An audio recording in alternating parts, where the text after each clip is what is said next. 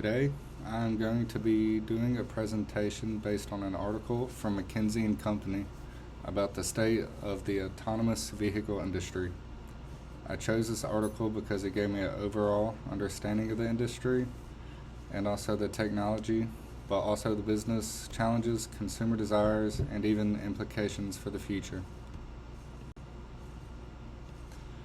The autonomous vehicle industry is growing rapidly. However, adoption has been slower than expected. Many companies expected to see faster development early on, but the reality of development has slowed this progress.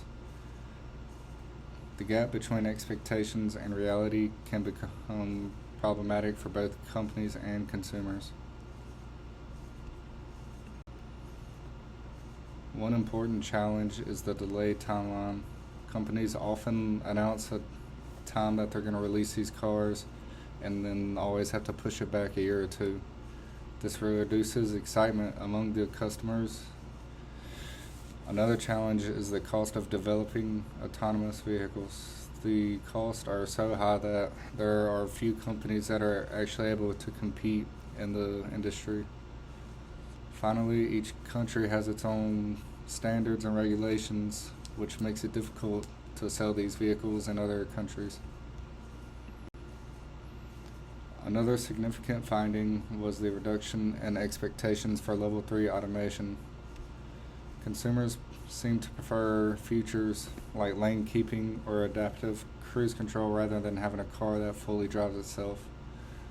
This shows that people still want to have some control when they drive and are not fully ready to trust the fully autonomous technology.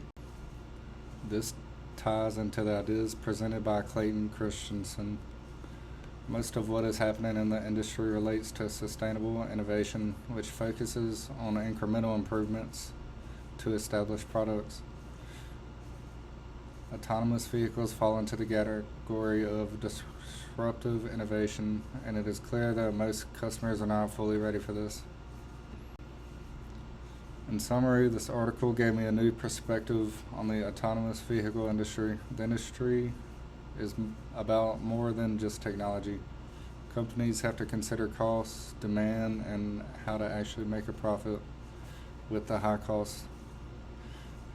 It also is an industry in which adapting to change is very critical and will be the case for many other future careers.